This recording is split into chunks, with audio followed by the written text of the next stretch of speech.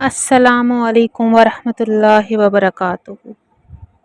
نحمدہ ونصلی علی رسولہ الکریم، اما بعد فاعوذ باللہ من الشیطان الرجیم، بسم اللہ الرحمن الرحیم۔ رب اشرح لی صدری ویسر لی امری واحلل عقدۃ من لسانی یفقہوا قولی۔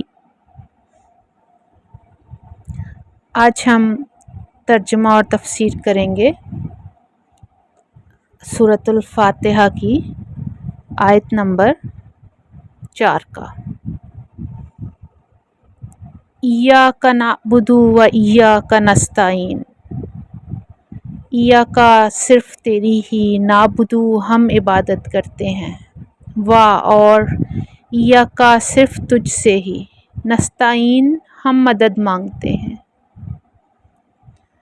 لفظی ترجمہ ہوگا، ہم صرف تیری ہی عبادت کرتے ہیں اور صرف تجھ سے ہی مدد مانگتے ہیں۔ اس آیت سے آپ کے دل میں کیا خیال آتا ہے؟ آپ کو نہیں لگتا کہ اللہ تعالیٰ آپ کو اپنی عبادت کا موقع نصیب کرنا چاہتا ہے؟ وہ یہ چاہتا ہے کہ ہم اسی کی عبادت کریں، وہ ہمارا معبود بننا چاہتا ہے، اور یہ ہمارے لیے عزت کا باعث ہے۔ کتنی مخلوقات ہیں جو دن رات اس کی عبادت میں مصروف ہیں، لیکن ہمارا رب اپنے گنہگار بندوں سے یہ کہہ رہا ہے کہ ہم اس کی عبادت کریں۔ سورہ التکویر کی آیت نمبر 29 کا اردو ترجمہ ہے، اور تم نہیں چاہتے مگر یہ کہ اللہ تعالیٰ چاہے۔ مطلب کہ ہمارے دل میں آنے والا ہر خیال، ہمارا ہر عمل تبھی ممکن ہے جب ہمارا رب چاہے گا۔ جامعہ ترمذی کی روایت نمبر 3522 ہے، ہر آدمی کا دل اللہ تعالیٰ کی 2 انگلیوں کے درمیان ہے، اس نے جس دل کو چاہا دین پر قائم رکھا اور جس دل کو چاہا ٹیڑھا کر دیا۔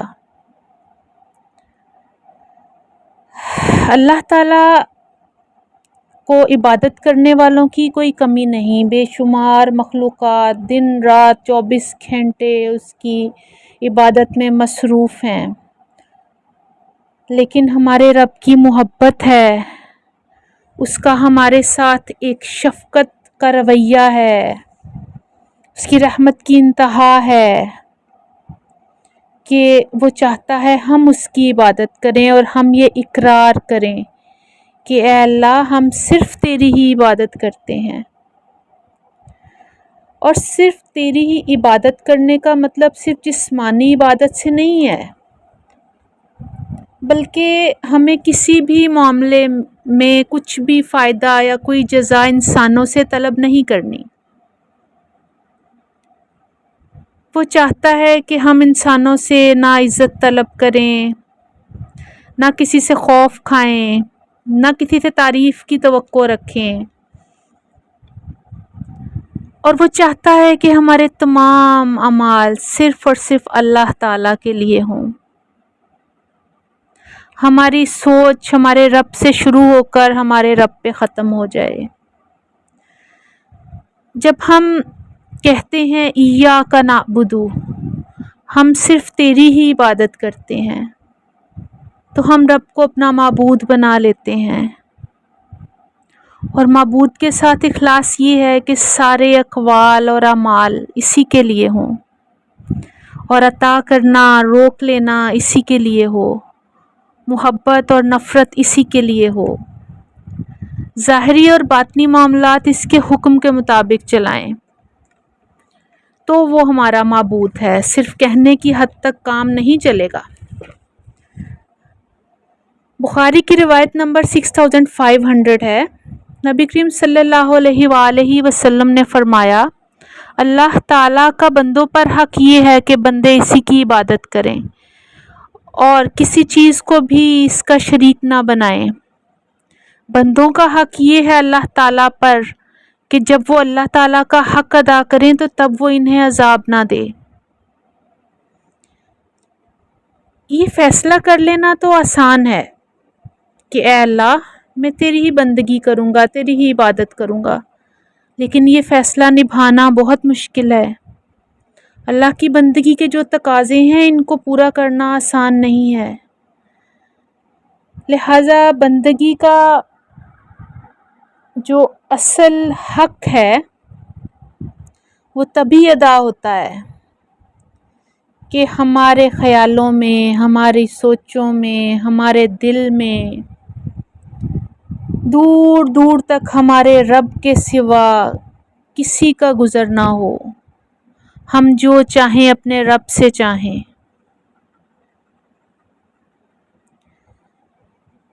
لہٰذا ہمیں بندگی کا عہد کرنے کے فوراً بعد اللہ کی پناہ میں آنا ہے کہ اے اللہ میں اس ضمن میں تیری ہی مدد چاہتا ہوں، فیصلہ تو میں نے کر لیا ہے کہ تیری ہی عبادت کروں گا اور اس کا وعدہ بھی کر رہا ہوں، لیکن اس پر کاربند رہنے کے لیے مجھے تیری مدد درکار ہے، میں اس قابل نہیں ہوں۔ جب ہم کہتے ہیں ایاک نستعین، ہم صرف تجھ سے ہی مدد مانگتے ہیں، خاص محبت دل میں پیدا کر کے بہت محبت کے ساتھ اللہ سے راز و نیاز کرتے ہیں، جیسے کسی بہت اپنے سے، کسی گہرے دوست سے بات کی جاتی ہے۔ جب آپ یہ آیت پڑھیں تو دل میں کہیں اے اللہ میں تیری عبادت کا وعدہ تو کر چکا ہوں، ایاک نعبد کہہ کر میں تیری جناب میں اس کا اقرار کر رہا ہوں، لیکن ایاک نستعین اے اللہ میں تیری مدد کا محتاج ہوں، تیری طرف سے توفیق ہوگی، مدد ہوگی تو ہی یہ عہد و پیمان پورے کر کے دکھا سکوں گا۔ ہمارا سارا دار و مدار اور توکل تجھی پر ہے، ہم تیری ہی مدد کی امید کے سہارے پر اتنی بڑی بات کہہ رہے ہیں کہ ہم صرف تیری ہی بندگی کریں گے، ہم صرف تیری ہی عبادت کریں گے۔ ہمیں اللہ سے کیا مدد مانگنی چاہیے؟ ہمیں پیسہ مانگنا چاہیے، شہرت مانگنی چاہیے، عیش و آرام مانگنے چاہیے؟ نہیں نا، ان چیزوں کی کیا حیثیت ہے؟ کوئی حیثیت نہیں ہے ان چیزوں کی۔ جو اصل مانگنے کی چیز ہے وہ ہے ہدایت۔ اہدنا الصراط المستقیم، یہ سورۃ الفاتحہ کی آیت نمبر 5 ہے۔ اہدنا چلا ہمیں، الصراط راستے پر، المستقیم سیدھے۔ اے ہمارے رب ہمیں سیدھا راستہ دکھا۔ ہم نے اپنے رب سے سیدھے راستے کی طرف رہنمائی مانگنی ہے۔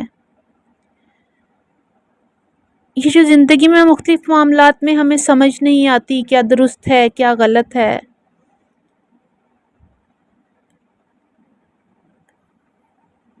لہٰذا اے اللہ ہمیں سیدھے راستے پر چلا، کیونکہ تیری توفیق کے بغیر ہم پلک تک نہیں جھپک سکتے، سیدھے راستے پر چلنا تو بہت دور کی بات ہے۔ یہ صرف تیری مدد، تیری رحمت، تیرے کرم، تیرے فضل کے ساتھ ہی ممکن ہے، اس کے بغیر یہ ممکن نہیں ہے کسی طور بھی، نہ ہم اس قابل ہیں۔ ترمذی کی روایت نمبر 2516 ہے،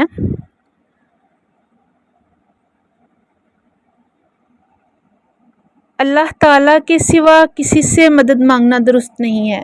سیدنا عبداللہ بن عباس کہتے ہیں ایک دن میں رسول اللہ صلی اللہ علیہ وسلم کے ساتھ سواری پر پیچھے تھا، آپ صلی اللہ علیہ وآلہ وسلم نے فرمایا اے لڑکے، بے شک میں تمہیں چند اہم باتیں بتلا رہا ہوں، تم اللہ تعالیٰ کے احکامات کی حفاظت کرو، وہ تمہاری حفاظت کرے گا۔ اللہ کے حقوق کا خیال رکھو، اسے تم اپنے سامنے پاؤ گے۔ جب تم کوئی چیز مانگو تو صرف اللہ تعالیٰ سے مانگو، جب تم مدد چاہو تو صرف اللہ تعالیٰ سے مدد طلب کرو، اور یہ بات جان لو کہ اگر ساری امت بھی جمع ہو کر تمہیں کچھ نفع پہنچانا چاہے تو وہ تمہیں اس سے زیادہ کچھ نفع بھی نہیں پہنچا سکتی جو اللہ تعالیٰ نے تمہارے لیے لکھ دیا ہے، اور اگر وہ تمہیں کچھ نقصان پہنچانے کے لیے جمع ہو جائیں تو اس سے زیادہ کچھ نقصان نہیں پہنچا سکتی جو اللہ تعالیٰ نے تمہارے لیے لکھ دیا ہے۔ قلم اٹھا لیے گئے ہیں اور تقدیر کے صحیفے خشک ہو گئے ہیں۔ ہدایت اور مدد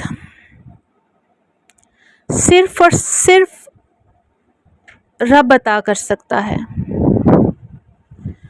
ہدایت کا ایک درجہ یہ ہے کہ سیدھا رستہ بتا دیا جائے، دوسرا درجہ یہ ہے کہ سیدھا رستہ دکھا دیا جائے کہ وہ دیکھو وہ والا سیدھا رستہ ہے، اور ہدایت کا آخری درجہ یہ ہے کہ انگلی پکڑ کر رہنمائی کر کے سیدھے رستے پر چلایا جائے، اور ہدایت کا آخری درجہ قرآن کے علم اور اللہ کی مدد سے حاصل کیا جا سکتا ہے۔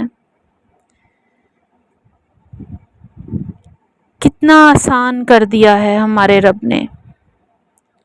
جہاں بھی ہم کنفیوز ہوں، ہمیں سمجھ میں نہیں آئے کیا صحیح ہے کیا غلط ہے، قرآن کھولیں، پڑھیں، دیکھیں کہ سیدھا راستہ کون سا ہے، اور اس پر چل پڑیں آنکھیں بند کر کے۔ صرف اللہ کا حکم مانیں، اپنی خواہشات، اپنی سوچ کے برعکس اللہ کا حکم مانتے جائیں، دنیا سے ڈرے بغیر، لوگوں کی باتوں کا، لوگوں کے طعنوں کا خوف کیے بغیر، صرف اور صرف اللہ کے بتائے ہوئے راستے پر چلیں اللہ کی مدد سے۔ شیطان نے اللہ تعالیٰ کے راستے کو بہت مشکل دکھایا ہوتا ہے ہمیں۔ ہم دو راستے دیکھ رہے ہوتے ہیں، نارملی ہمیں دو چیزیں نظر آ رہی ہوتی ہیں کہ ہم یہ کر لیں یا ہم یہ کر لیں۔ تو جو شیطان کا راستہ ہوتا ہے نا، اس نے ایک آسانی دکھا رہا ہوتا ہے وہ ہمیں، جو کہ اصل میں آسانی نہیں ہوتی، مشکل ہوتی ہے، اور ہمارے رب کی طرف جانے والے راستے کو دور سے ہمیں بڑا پیچیدہ دکھا کر ڈرا رہا ہوتا ہے۔ لیکن ہمیں شیطان کے اس وار سے بچنا ہے، اللہ سے مدد مانگنی ہے کہ وہ ہمیں شیطان کے اس شر سے محفوظ و مامون رکھے۔ سیدنا عبداللہ بن مسعود رضی اللہ تعالیٰ عنہ فرماتے ہیں، رسول اللہ صلی اللہ علیہ وآلہ وسلم نے ہمارے لیے ایک خط کھینچا، پھر فرمایا یہ اللہ کا راستہ ہے، پھر اس کے دائیں اور بائیں چند خطوط کھینچے اور فرمایا یہ شیطان کے راستے ہیں، اور ان میں سے ہر ایک راستے پر ایک شیطان ہے جو اپنی طرف بلا رہا ہے۔ پھر آپ صلی اللہ علیہ وآلہ وسلم نے یہ آیت تلاوت فرمائی، اور یہ کہ بے شک یہی میرا سیدھا راستہ ہے، پس اس پر چلو اور دوسرے راستوں پر نہ چلو کہ وہ تمہیں اس کے راستے سے جدا کر دیں گے۔ یہ ہے جس کا تاکیدی حکم اس نے تمہیں دیا ہے تاکہ تم بچ جاؤ۔ یہ مسند احمد کی روایت نمبر 4142 ہے۔ اور میری آپ لوگوں سے ریکویسٹ ہے کہ جن روایتوں کا، جن حدیثوں کا ذکر میں اس آڈیو میں کر رہی ہوتی ہوں، آپ ان کو نوٹ کیا کریں، اور اس کے بعد آپ ان کو کھول کر چیک کیا کریں کہ کیا میں درست کہہ رہی ہوں، اس میں کچھ غلط تو نہیں ہے۔ اس سے آپ سیکھیں گے اور آپ کا یقین اور مضبوط ہو جائے گا انشاءاللہ تعالی۔ صراط الذین انعمت علیہم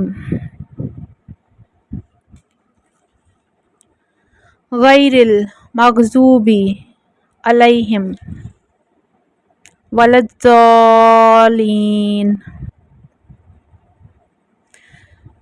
صراط راستہ، الذین ان لوگوں کا، انعمت انعام فرمایا تو نے، علیہم ان پر، غیری نہیں، المغضوبی غصہ کیا گیا، علیہم جن پر، والا اور نہ، الضالین گمراہ ہیں۔ چلا ہمیں ان لوگوں کے راستے پر جن پر تو نے انعام فرمایا، جن پر نہ غصہ کیا گیا اور نہ وہ گمراہ ہیں۔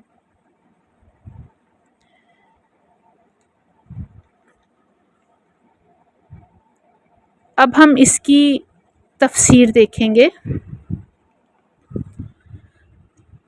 ان لوگوں کے راستے پر جن پر تو نے انعام فرمایا اور جن پر نہ غصہ کیا گیا اور نہ وہ گمراہ ہیں۔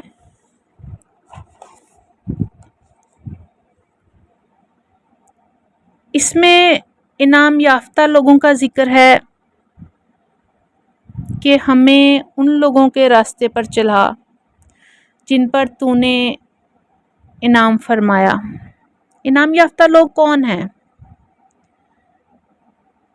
انعام یافتہ لوگ وہ ہیں جو اپنے اللہ کے نیک پسندیدہ بندے ہیں۔ انعام یافتہ بندوں میں نبی، صدیق، شہید، صالحین ہیں، اور سب سے بڑھ کر انعام یافتہ ہمارے نبی اکرم صلی اللہ علیہ وآلہ وسلم ہیں، اور ہمارے پیارے نبی صلی اللہ علیہ وآلہ وسلم کی اتباع کی توفیق کی دعا مانگنی چاہیے۔ یقیناً یہ کامیابی کا راستہ ہے۔ ان سے بڑھ کر انعام یافتہ کون ہو سکتا ہے؟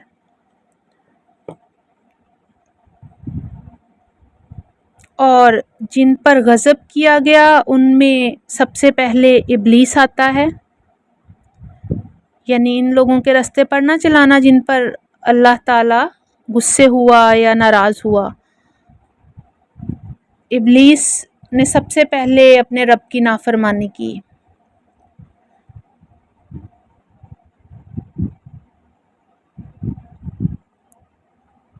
اور دوسرے نمبر پر یہودی ہیں، کیونکہ انہوں نے حق کو پہچان کر اس کو ترک کر دیا تھا۔ رب العزت نے سورۃ المائدہ آیت نمبر 60 میں فرمایا، وہ جن پر اللہ تعالیٰ نے لعنت کی، جن پر غصے ہوا، اور ان میں سے جن کو اس نے بندر اور سور بنا دیا۔ استغفر اللہ۔ غضب اللہ کی صفت ہے، اس سے مراد ہے اللہ کا سزا دینے کا ارادہ۔ غضب اللہ کی ذاتی صفت ہے، اس بارے میں حدیث ہے، بے شک صدقہ رب کے غضب کو بجھا دیتا ہے۔ اب ہمارے لیے جو سوچنے کا مقام ہے وہ یہ ہے کہ نہ تو ہمیں شیطان کے راستے پر چلنا ہے، نہ ہمیں حق کو سمجھنے کے بعد اس کو ترک کرنے والوں کے راستے پر چلنا ہے، اور ہم نے اپنے رب کے پیاروں کے راستے پہ چلنا ہے۔ ہم نے ان لوگوں کے راستے پہ چلنا ہے جن سے اللہ پاک خوش ہوا اور اس نے ان پر انعام کیے۔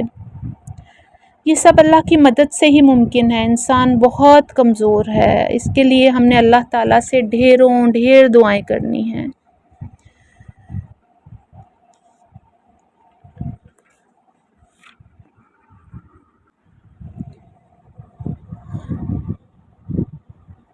گمراہی ہدایت کی ضد ہے۔ صراط مستقیم سے ہٹ کر ہم ضلالت اور گمراہی میں ڈوب جاتے ہیں، خواہ کوئی جان بوجھ کر اس راستے کو چھوڑ دے یا کم علمی، قرآن سے دوری کی وجہ سے جہالت میں گم رہے۔ یعنی گمراہوں سے مراد وہ لوگ ہیں جنہوں نے نصارہ کی مانند حق کو ترک کر کے جہالت اور گمراہی کو اختیار کیا۔ یہود نے حق کو پہچانا، اس کی پیروی نہیں کی، اور نصارہ نے بغیر علم کے اللہ تعالیٰ کی عبادت کی۔ یہ دعا ہے، اللہ تعالیٰ ہمیں ان لوگوں کے راستے پر چلنے سے بچائے جنہوں نے حق کو پہچان کر اس کی پیروی نہیں کی، اور اس شیطان مردود کے راستے پر چلنے سے ہمیں بچائے، اور ہمیں شیطان کے اغوا سے محفوظ و مامون رکھے، اور ہمیں اہل کتاب کے راستے پر چلنے سے بھی بچائے، کیونکہ عیسائی صراط مستقیم کا علم نہیں رکھتے تھے، اگرچہ یہ عمل کرنے والے تھے مگر ان کا طریقہ غلط تھا۔ عیسائیوں نے ایسا کچھ عقیدہ اپنا رکھا ہوا تھا جو کہ ابھی بھی ہے۔ ان کا ایک آپ لوگ اگر اس مذہب کے بارے میں تھوڑا بہت جانتے ہیں، وہ اپنے چرچ میں جا کر جو وہاں پہ ان کا بڑا ہوتا ہے اس کو جا کر اپنے دکھ درد سنا رہے ہوتے ہیں، اور ان کا یہ خیال ہے کہ وہ ان کے ان مسئلے مسائلوں کو اللہ تک پہنچائے گا۔ استغفر اللہ۔ انہوں نے عبادات میں بدعت نکال لی، جیسے رہبانیت، عیسائیوں کا فساد، عبادت گزاروں کا فساد ہے۔ وہ اللہ تعالیٰ کی عبادت اپنی خواہشات کے تقاضوں کے مطابق کرتے ہیں، نہ کہ اس کے مطابق جو اللہ تعالیٰ نے اپنے رسول کو بھیجا۔ انہوں نے اپنے شیوخ کو ربوبیت کی منزل تک پہنچا دیا، استغفر اللہ۔ اسی لیے نبی کریم صلی اللہ علیہ وآلہ وسلم نے فرمایا، مجھے میرے مقام سے نہ بڑھاؤ جیسا عیسائیوں نے حضرت عیسیٰ علیہ السلام کا مقام بڑھا دیا۔ اللہ پاک ہمیں ان کے رستے پر چلنے سے بچائے، آمین ثم آمین۔ ہمارے پیارے نبی رسول اکرم صلی اللہ علیہ وآلہ وسلم نے گمراہی سے بچنے کے لیے کتاب اللہ یعنی قرآن کی مدد لینے کا ہمیں طریقہ بتایا۔ مسلم کی روایت نمبر 6228 ہے۔ سیدنا زید بن ارقم رضی اللہ عنہ سے روایت ہے، رسول اللہ صلی اللہ علیہ وآلہ وسلم نے فرمایا، سنو، میں تم میں 2 چیزیں چھوڑے جا رہا ہوں، ان میں سے ایک اللہ تعالیٰ کی کتاب ہے جو کہ اللہ کی رسی ہے، جو اس کی پیروی کرے گا ہدایت پر ہوگا، اور جو اسے چھوڑ دے گا گمراہ ہو جائے گا۔ اسی حدیث کو سن کر ہم سب کو اللہ کا شکر ادا کرنا چاہیے کہ اس نے آپ سب کو اور مجھے قرآن سیکھنے سکھانے کی توفیق عطا فرمائی۔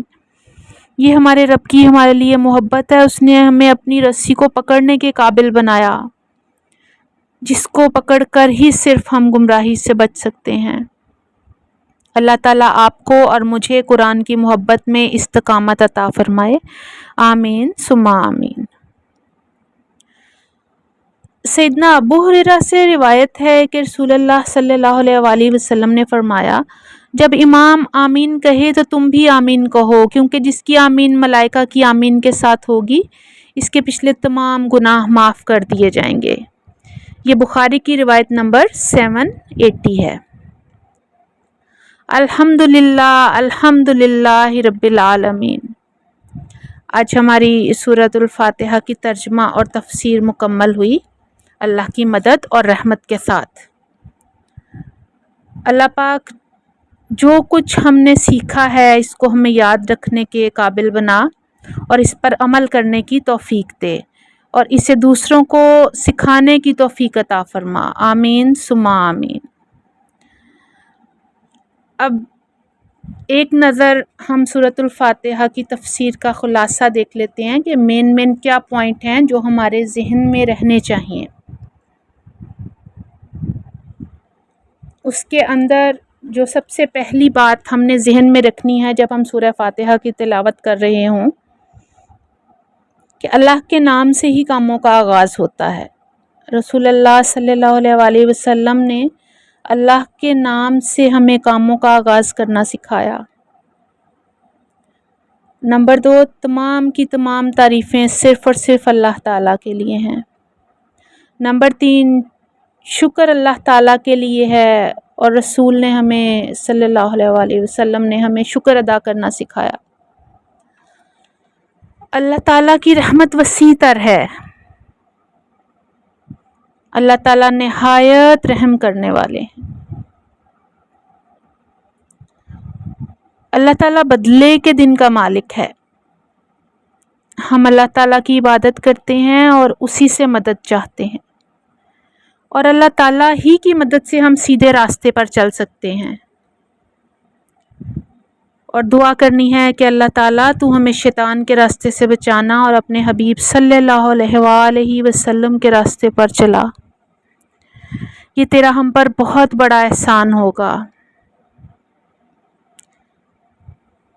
مجھے امید ہے کہ آپ کو یہ مین پوائنٹ یاد رہیں گے، اور میں امید کرتی ہوں کہ اب جب آپ نماز کے لیے کھڑے ہوں گے اور جب سورہ فاتحہ کی تلاوت کریں گے تو آپ کے ذہن میں یہ تمام باتیں گردش کریں گی، اور آپ ایک ایک آیت کے ساتھ اس کا ترجمہ اور اس کی تفسیر کو ذہن میں رکھتے ہوئے جب نماز پڑھیں گے تو انشاءاللہ آپ کو نماز میں لذت محسوس ہونا شروع ہو جائے گی۔ السلام علیکم ورحمۃ اللہ وبرکاتہ۔